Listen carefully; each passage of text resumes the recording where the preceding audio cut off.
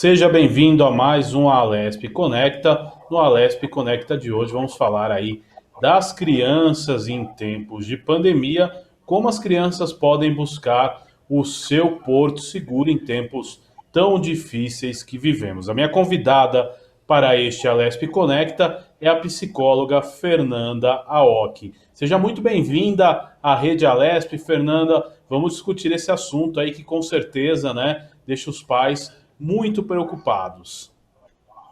É um prazer estar aqui, que a gente possa contribuir para falar um pouquinho sobre os filhos, como a gente pode cuidar deles também nesse momento em que demandam dos pais. Exato, Fernanda. É um momento que todos nós passamos aí por várias transformações, mudanças de vida, né? E eu gostaria de saber, você que é um especialista, como funciona isso na cabeça da criança. Ela tem facilidade para se adaptar a essas mudanças ou, pelo contrário, elas demoram mais que os adultos que têm um ambiente, né, e um prisma, uma visão das coisas mais complexa? Na verdade, a gente não pode ser tão categórico assim, né? As crianças, elas têm mais facilidade, os adultos mais dificuldade. Depende de qual a condição dos recursos internos de cada um. Por exemplo, um adulto que ele sente que ele tem mais recurso para lidar com a mudança, que ele confia mais em si, ele vai ter mais estratégias para lidar com essa situação. Mas pode ser que adultos que tenham mais preconceitos e que talvez estejam mais acostumados com uma maneira exata de lidar, eles tenham mais dificuldade numa reação de mudança. Hoje a gente tem visto, inclusive, eu tenho falado para algumas escolas e as crianças estão se adaptando muito melhor do que os próprios pais nessa nova forma de agir, nessa nova forma de aula, por exemplo. Então, as crianças, elas podem ser sim mais abertas, mas também elas podem ter mais dificuldade por conta delas não sentirem que elas estão com condições ou principalmente de ter recursos. Elas podem ficar mais assustadas diante do novo e por isso a importância dos pais de darem subsídios e incentivarem a criança nesse novo movimento.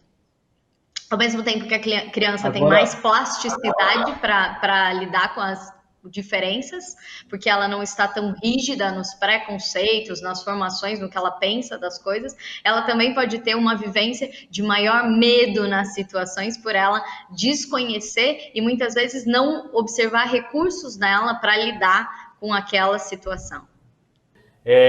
dentro disso, doutora, é importante a gente lidar com os medos das crianças? Como funciona? Muitas vezes, então, uma das coisas que mais se tem falado nesse tempo de pandemia é a importância da inteligência emocional para todos nós, que é algo que a gente pouco valoriza ou talvez a gente desenvolve pouco. O nosso estudo ou a nossa formação é muito técnica e muito mais cognitiva. E quando chega a questão da inteligência emocional, num tempo de crise, num tempo em que as coisas saem do lugar, a gente vai precisar muito mais de lidar com as nossas emoções, porque elas vão interferir. Talvez no corre-corre do dia a dia isso está em volume baixo e elas não interferem tanto. Mas no momento de crise, a gente vai precisar lidar com as nossas emoções. E o medo, por exemplo, é uma emoção natural do ser humano. É importante a gente poder aprender a lidar com ele. Então, no momento de incerteza, de instabilidade, o medo é um sentimento comum. Todos nós, em alguma instância, em algum momento dessa pandemia, passamos por uma vivência de medo. Medo de não saber como vai ser o futuro, medo de não saber como a gente vai lidar com o trabalho, medo de ser contagiado, medo de morrer. Muitos medos vão acontecendo. E esses medos também vão acontecer na cabeça da criança pelas situações inusitadas e por muitas vezes viver instabilidade. Então, o medo é uma reação normal nesse momento. Aprender a lidar com essas emoções é essencial. O autoconhecimento, de poder observar as emoções, primeiro saber que a gente sente isso, é o primeiro pilar da inteligência emocional. E o segundo pilar é justamente saber lidar com isso, saber gestar as emoções. Então é extremamente importante a gente poder aprender a reconhecer o nosso medo e a lidar com essas emoções. Principalmente esse é um tempo em que a gente está nessa grande escola, né, de o medo é o sentimento natural desse momento e que se a gente aprender a lidar com ele, isso vai nos ajudar a nos fortalecer para todas as outras questões da nossa vida. E os pais poderem dar subsídios para a criança nesse momento é super importante de como ele vai aprender a lidar com essa situação. Agora, você acha que nesse momento as crianças têm seus medos próprios ou elas desenvolvem os mesmos medos que o adulto? Você acha que elas conseguem, por exemplo, medir o medo de pegar uma doença dentro de uma pandemia, de morrer, de repente de perder os pais numa pandemia? Você acha que passa isso pela cabeça das crianças?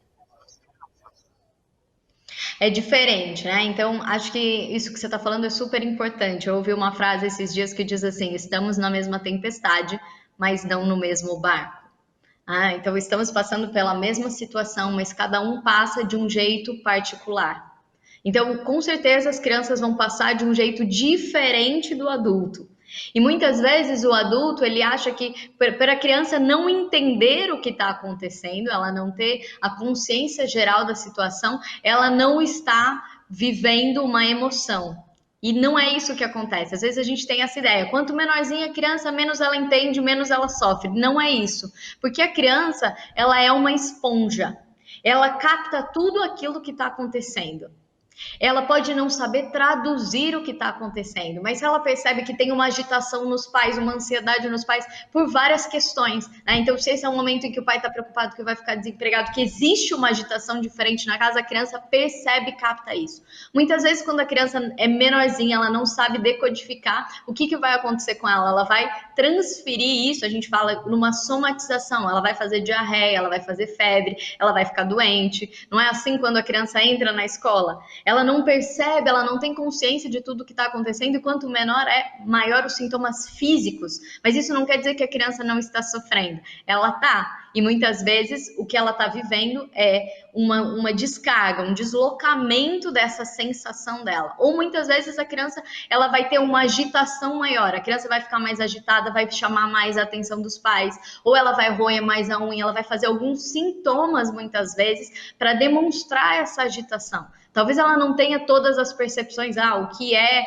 o coronavírus, como isso acontece no mundo, ela não tem essa grande percepção, mas o maior medo da criança, a criança tem dois grandes medos, né? Ela tem o medo de perder os pais e de perder o amor dos pais. Isso é um medo que sempre vai ficar na cabecinha da criança. A história que as crianças mais gostam, por exemplo, é do João e Maria, né? Que é a história daqueles irmãos que eles se perdem no caminho, né? Os pais deixam eles e eles não sabem como voltar para casa.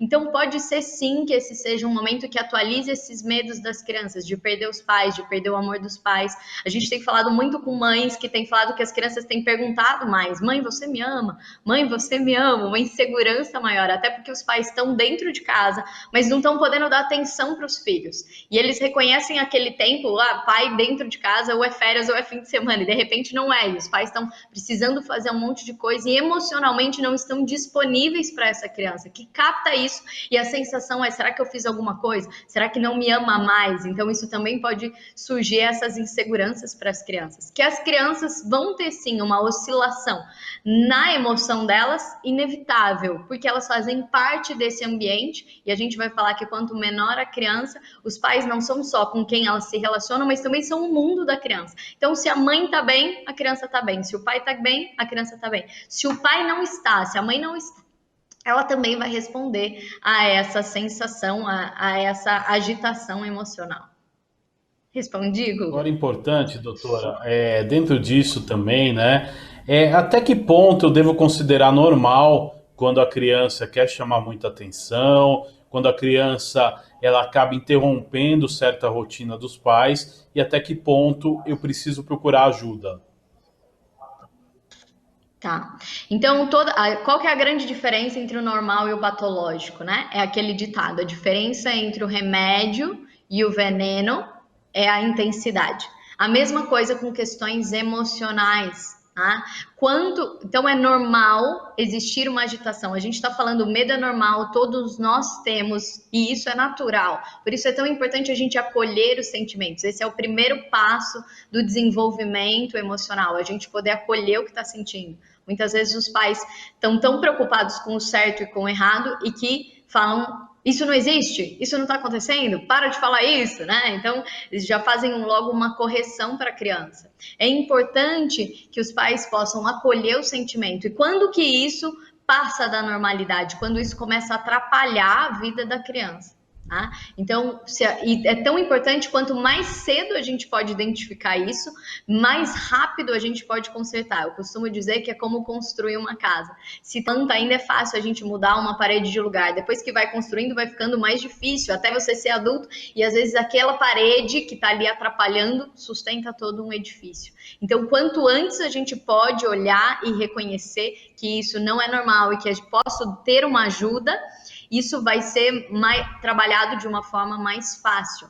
Então, se a criança, ela é normal uma agitação, né? Mas se ela começa a ficar muito agitada, ela não consegue fazer os afazeres dela, ela começa uma atividade e não termina, tudo isso a gente já precisa poder ficar atento, porque essa agitação é um sinal, a gente fala que é um sintoma de uma dificuldade que ela está tendo de lidar com o mundo interno dela. A criança, então, que está querendo chamar atenção, todas as crianças vão querer chamar atenção, principalmente no momento em que ela está mais insegura. Essa é uma forma delas sentirem que os pais estão lá. Então ela vai ficar chamando mãe, mãe, mãe, mãe. Eu tenho falado isso, é tão importante para os pais estabelecerem a nova rotina. Não só dizer, eu não posso agora porque eu tenho que trabalhar, mas é muito importante poder contar para a criança dessa nova rotina. Porque imagina um parquinho, ela estava acostumada a ir para o parquinho para brincar. Agora, se ela vai para um parquinho e não tem mais brincadeira ali, ela vai ter que estudar, eu vou ter que fazer um novo desenvolvimento de qual que é a função desse ambiente. Se os pais estavam em casa e antes era fim de semana, era férias, agora eu vou precisar estabelecer uma nova forma, né, uma rotina de poder explicar para a criança. É muito importante fazer esses novos acordos com as crianças, porque às vezes na cabeça dos adultos está dado isso, né? E não tá. Para a criança não. É importante que a gente possa mostrar, reenquadrar a criança com o novo funcionamento da casa. E aí sim, a criança no início, se você não explica, ela vai ficar mais agitada, porque ela não vai ter essa previsibilidade. Então isso vai ser mais difícil para a criança. É importante que a gente possa explicar para ela o que está acontecendo. Agora, se é uma criança que ela não para, ela não consegue fazer as coisas sozinha, e claro, a gente precisa olhar dentro da idade, né, de cada uma. Então, claro que a criança menorzinha vai demandar mais os pais, mas se ela não está conseguindo ter autonomia, não está conseguindo fazer as coisas sozinha, ela não está indo brincar, isso também é um sinal de insegurança. As psicologias, elas mostram que as crianças que conseguem explorar o ambiente, que elas conseguem brincar, são as crianças mais seguras, e isso faz toda a diferença. Então, quando a gente consegue fazer isso, as crianças que não estão podendo brincar, explorar o ambiente, ter a vida própria delas, a gente precisa sim se preocupar. Então, de novo, qual é a intensidade disso? Se é um momento em que ela se sentiu insegura, por conta de uma situação que gerou aquilo, então às vezes teve uma discussão entre os pais, ela ficou mais assustada e ela quer ficar mais perto da mãe, quer ficar mais perto do pai, ou as amiguinhas, ela ouviu alguma notícia ruim e ficou mais atenta e aí ela se fechou mais. Então, qual é a duração daquela vivência e qual é a intensidade, quanto isso está atrapalhando a rotina normal da criança. Se isso está atrapalhando a rotina normal da criança, sim, a gente precisa poder pedir ajuda, e pedir ajuda não é um fracasso, né? Pedir ajuda é a gente poder desenvolver os subsídios necessários para que a gente possa não só fortalecer para essa tempestade desse momento, mas para todas as tempestades que essa criança vai passar ao longo da vida. Agora, doutora, importante também a gente observar o que os pais podem fazer para diminuir esse medo das crianças. Como eu falei, o medo ele é uma vivência humana. A primeira grande vivência importante é a gente poder acolher esse sentimento. Isso por si só já melhora. Às vezes o medo que as crianças falam é um medo mais fantástico, né? Porque o medo é um sentimento e ele vai buscar uma representação. Todo sentimento nosso tem uma sensação e eu vou buscar uma representação para existir. Então, o medo, muitas vezes, qual que é o mundo da criança dentro dela? É de lobos, bruxas, fantasmas, e aí ela traz essas representações. E como é muito longe da realidade, às vezes os pais vão falar, não, isso não existe, isso não acontece. E isso não vai diminuir o medo. Ela vai substituir por uma outra coisa. Então, se não tem o lobo, mas vai ter o fantasma, vai ter isso, porque a gente não foi para a causa do que está gerando aquilo. Hoje a gente tem uma forma de uma dificuldade de desenvolvimento da nossa inteligência emocional, que a gente olha só os sintomas das coisas.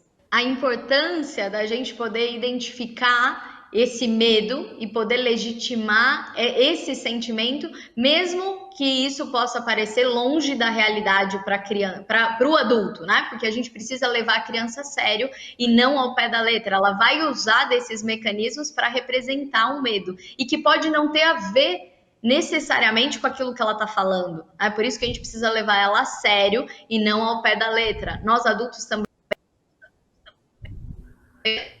da onde vem, a gente fica tentando arranjar, é por isso que eu tô incomodado, é por aquilo que eu tô incomodado, eu fico tentando arranjar uma justificativa para isso.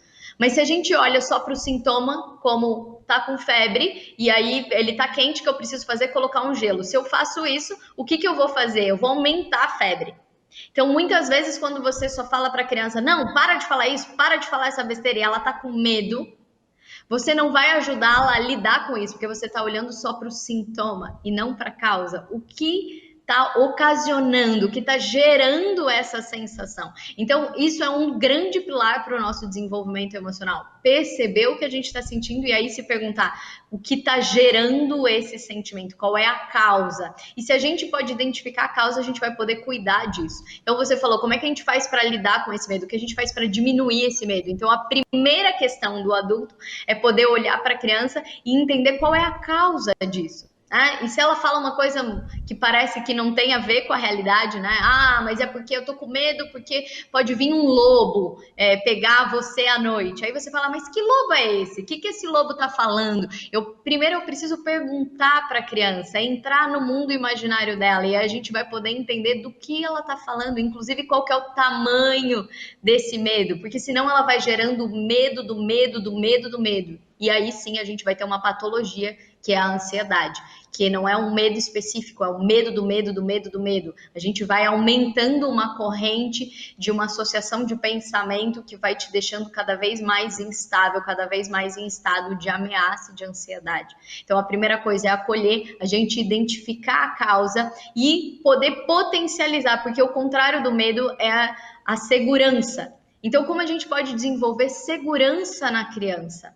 O que faz com que a gente tenha medo de algo? A gente achar que a gente não pode fazer alguma coisa com esse fator ameaçador para nós. Então, cada vez que a gente dá mais subsídios para a criança ter previsibilidade, para ter pequenas sensações de controle, isso vai dar segurança para ela. Por exemplo, no caso da pandemia, às vezes ela está com medo de nunca mais encontrar a professora ou da professora esquecer dela, dela não poder estar com as amigas. Então, como que a gente pode ajudar a criança a poder sentir isso e aí dar alternativas para ela? Então, eu posso escrever uma cartinha para a professora contando o que você fez? O que a gente pode fazer?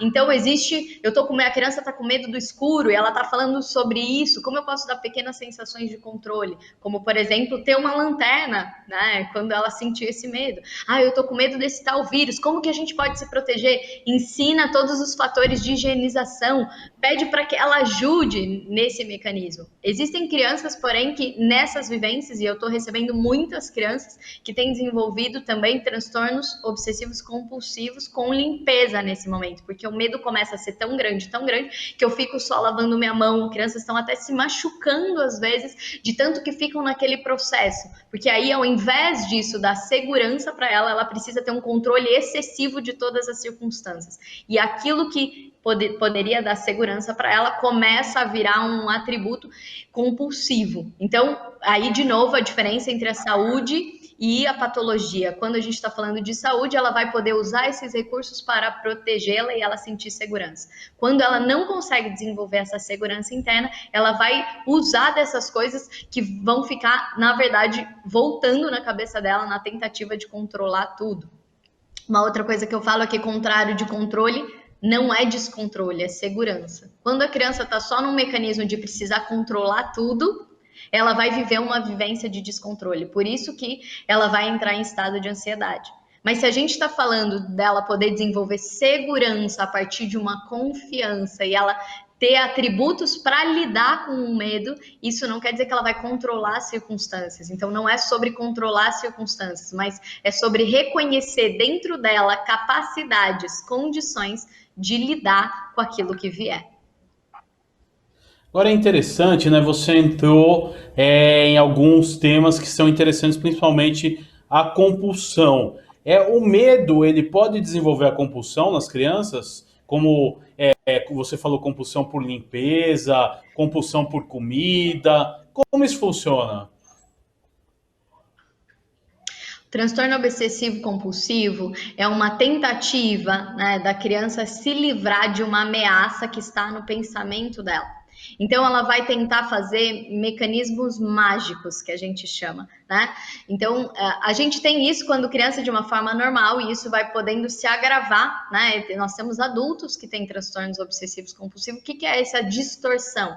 Então, a criança, quando ela é pequena, ela tenta controlar as coisas e ela tem uma sensação de mágica, né? Então, talvez você se lembre quando você achava que você apagava a luz só com o jeito que, porque você piscou, a luz apagou.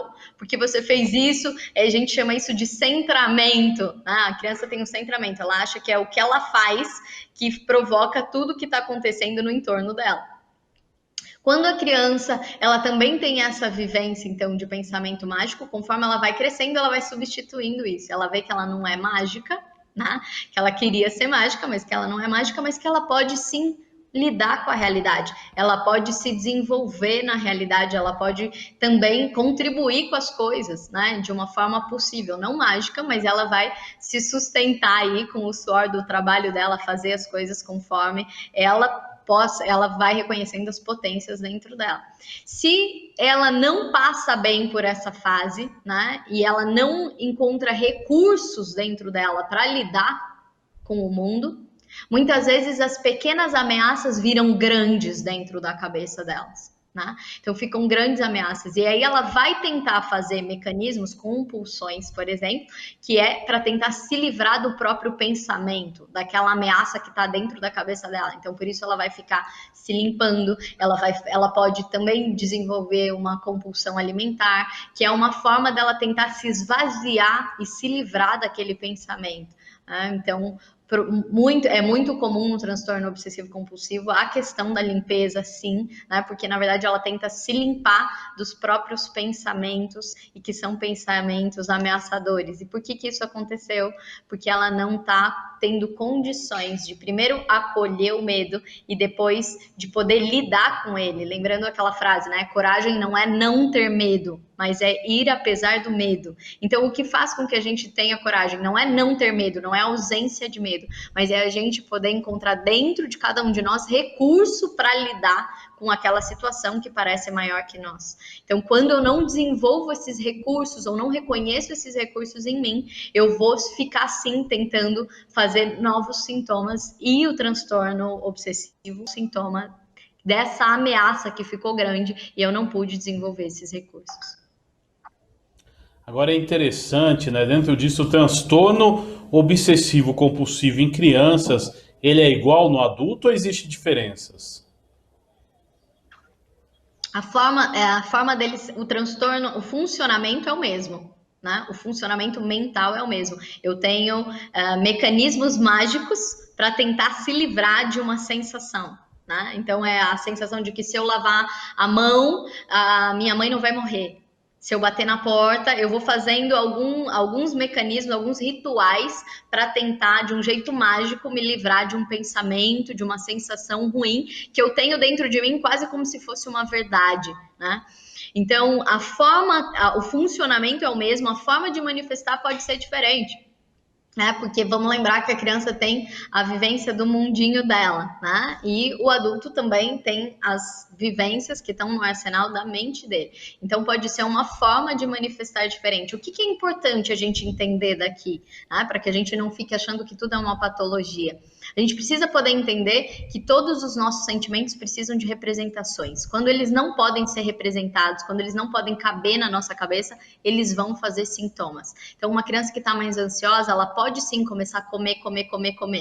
Uma criança que está mais ansiosa, uma criança que está sob ameaça, ela pode ficar mais agressiva, empurrar um amiguinho. Talvez quando você é adulto, você não vai empurrar um amigo, mas talvez você quebre o seu celular. Talvez você seja mais ríspido na sua fala, né? Então é diferente a forma de manifestação da coisa, mas em ambos, né? E hoje a gente tem visto adultos que são emocionalmente extremamente infantis, nesse sentido de imaturos. A gente não teve uma escola, né?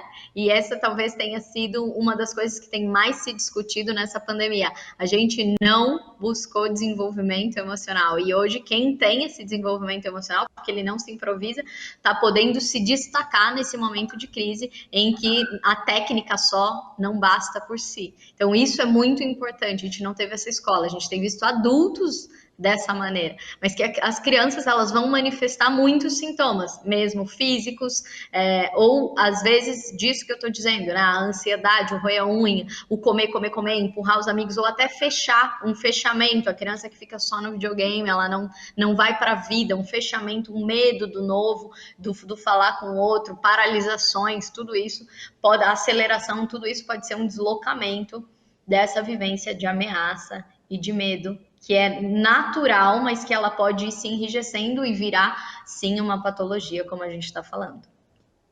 Agora, a doutora Fernanda Ock, nesses tempos de pandemia também, as crianças se tornam mais agressivas, mais imperativas, de repente é aquela criança que acaba, né, no nosso tempo a gente falava aquela malcriação, né? Mas é uma criança que se torna mais malcriada. Como os pais devem lidar com isso? Que é um momento, né? É uma fase de estresse absoluto para todo mundo, né?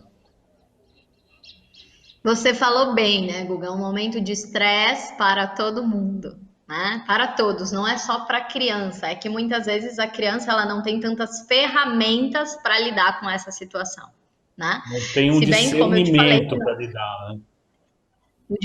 o discernimento e essas ferramentas da autonomia, de poder se perceber, de poder falar, agora eu não quero falar isso. Então ela não desenvolveu a gestão ainda das emoções dela. Mas como a gente está falando aqui, tem muitos adultos que também não desenvolveram. A gente está vendo um monte de gente surtando nesse momento. Por quê? Porque é um momento em que a gente está mais sensível. É um momento de maior sensibilidade. É como se a gente estivesse sem pele. A gente está sentindo tudo muito. Mas tem um monte de gente que está anestesiado aí. Essa também é uma forma de sensibilidade. Eu sinto tanto que eu desligo para não sentir, porque é tudo tão invasivo, né? Essa instabilidade, essa sensação de ficar fechado, a sensação do medo constante, do não saber o futuro, tudo isso vai sim ocasionando o estresse, né? O estresse é um esforço repetitivo e o que faz com que a gente mais gere estresse mental é a nossa falta de controle sobre as circunstâncias. E esse é um momento propício para isso. E a criança, sim, ela vai ficar, assim como ela também está com essa falta de vivência de controle, muitas vezes os pais já estão emocionalmente instáveis, e ela não tem onde extravasar isso, muitas vezes de forma lúdica, né? Ela às vezes está sem esporte, sem a vivência dela poder encontrar outras pessoas, ela fica só naquela vivência dela, e muitas vezes com essa instabilidade emocional grande. E aí a gente precisa poder identificar, eu sempre falo isso, a gente precisa legitimar o sentimento e não o comportamento. Então ela pode estar se sentindo com mais raiva nesse momento, se sentindo com mais medo nesse momento, sentindo com uma vontade de fazer as coisas, né, mais de uma forma mais impulsiva. Então a gente não escolhe o que a gente sente, por isso é importante a gente legitimar o sentimento, porque quando você fala, você não pode sentir isso, você não pode sentir isso da sua irmã, você não pode, muitas vezes os pais, como grandes pedagogos, eles ficam apenas com uma vivência do pode e não pode, e aí o que você faz com aquilo que você está sentindo? Porque você não escolheu sentir aquilo. Então o principal é legitimar o sentimento, e aí não é legitimar aquele comportamento de empurrar o irmão, de fazer o que ele quer, de berrar, né? Mas é legitimar o sentimento até para ajudar com que a criança possa reconhecer o que ela sente e aí dar alternativas de comportamento nesse momento. Eu falo que os pais, eles precisam nesse momento ser mais firmes com as crianças, né? Mais firmes não quer dizer mais rígidos, é diferente. Então, esse é um momento em que os pais vão ser bons treinadores. Se a gente quer que os nossos filhos sejam felizes, se eles sejam bem-sucedidos, e hoje a gente tem todas as comprovações, as pesquisas de Harvard mostram isso, né? As pessoas mais bem-sucedidas não são as mais inteligentes, mas são aquelas mais inteligentes emocionalmente, por isso elas conseguem lidar com as circunstâncias, criar alternativas, elas são mais criativas, elas improvisam, elas erram, recuperam, elas têm o que a gente chama hoje de resiliência. e alguns têm usado o termo antifragilidade, essa vivência, então, de retomada da vida e de protagonismo, são as pessoas inteligentes emocionalmente. Então, se os pais querem isso para os filhos, que eles possam ser mais felizes e que eles possam gerir a vida de uma forma melhor, é uma oportunidade deles serem treinadores. Eu gosto dessa palavra porque existe duas palavras dentro dela, né? Treinar a dor. Como a gente lida com a dor. Eu falo que sim é fluxo, não é exercício. Quando a vida é do jeito que a gente quer, é um fluxo, vai. Quando não acontece da forma como a gente esperava, a gente vai ter que se exercitar, então a gente vai precisar se desenvolver, a gente vai procurar novas habilidades e aí sim a gente tem a chance de crescer. Por isso é importante nesse momento os pais acolherem os filhos, legitimarem o sentimento, mas ajudarem os filhos a poder fazer gestão dessa emoção. Você queria muito mesmo sair de casa e encontrar todo mundo, mas e quando não é assim? O que a gente pode fazer então? Eu também queria.